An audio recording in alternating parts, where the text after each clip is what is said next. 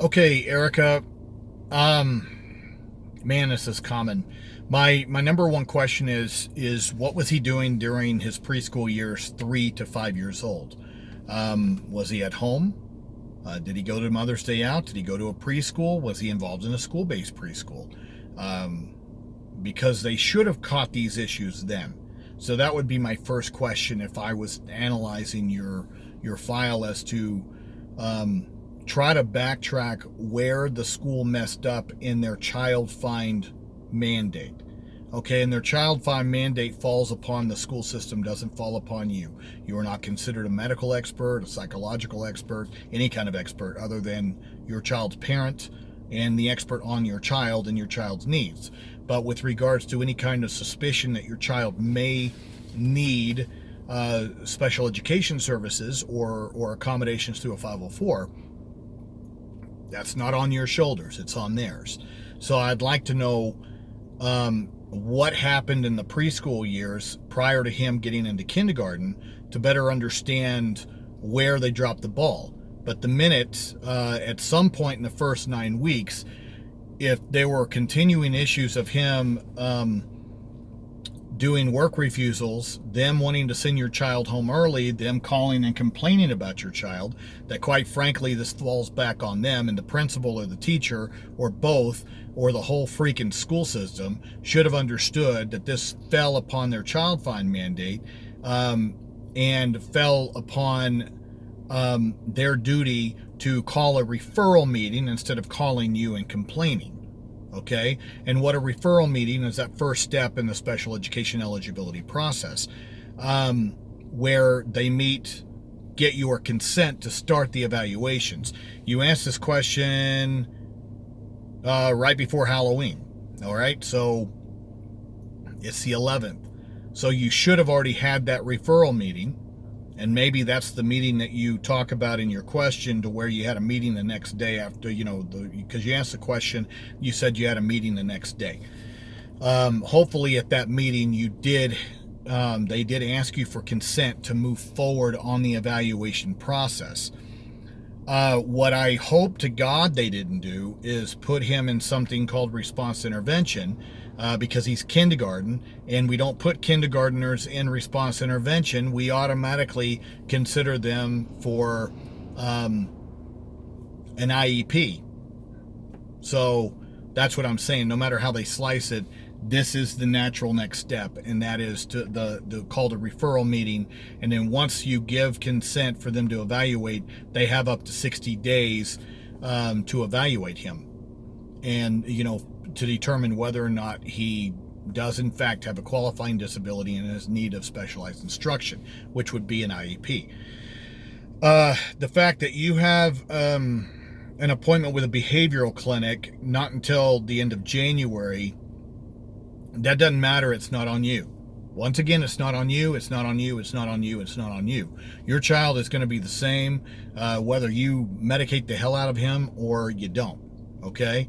The key to a successful long-term school career is to ensure that you have a competent staff that knows your child's needs, that they are trained, that you have third-party or in-house professionals that are experts in the areas of behavior, so that we can overcome and help your son address self-monitoring, independence, motivation, those kind of things. Because if he's shutting down, then there's some deficits, and I'm assuming that those deficits, is a big assumption on my part, but I'm assuming, and I think I'm right on this, by the way, that there were some things missed in those preschool years, and so he may not be developmentally ready for kindergarten, and that's why he's shutting down. It's not because he's lazy. I mean, come on, he's 5. But you're going to hear adults tell you that, your son is defiant. No, he's a kid. He's a baby, for God's sakes.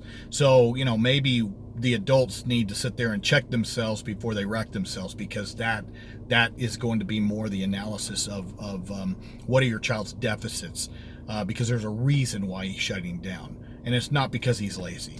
Okay? So don't accept that as an excuse ever from anybody about your child. That's ridiculous. I wish schools would sit there and self-analyze that maybe they need to be interesting, and maybe they need to stop teaching toward a stinking test. They need to have more downtime. They need to be more interactive and hands-on in their instruction. We need to capture our children's attention. I mean, it is so natural for children to learn. They're learning constantly and all the time.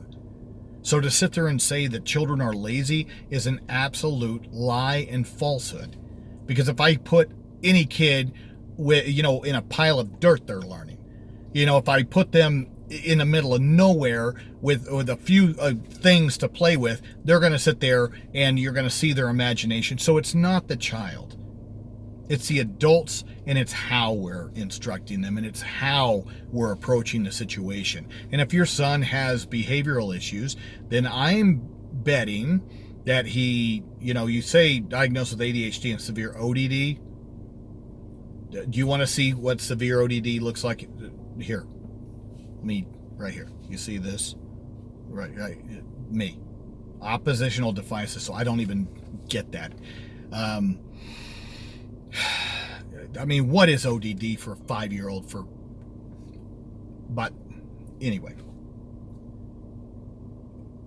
I would have them rule out the possibility of autism spectrum disorder, auditory processing, language disorders, those things that may also. And I say rule them out. I'm not saying he has them. I'm saying rule them out. And it's their responsibility to do that, not yours, in this evaluation process. So I get that you have an appointment end of January. Great. Perfect. But that doesn't mean that they don't have a responsibility to find the answers in the 60 days. And please let me know whether or not they got consent from you and whether that process has started. If not, then let me know. All right, because this district may need a little kick in the rear to get moving and do what they were supposed to do within the first few weeks of school, possibly in his preschool years.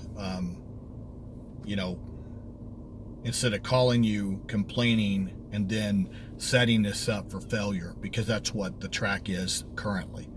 And you're almost through the first semester of the school year, and they should have caught this way before then. So let me know, but you're on this page. This is going to help you greatly in being the kind of advocate that your child needs. So great first step, and let's see how we can help. Okay.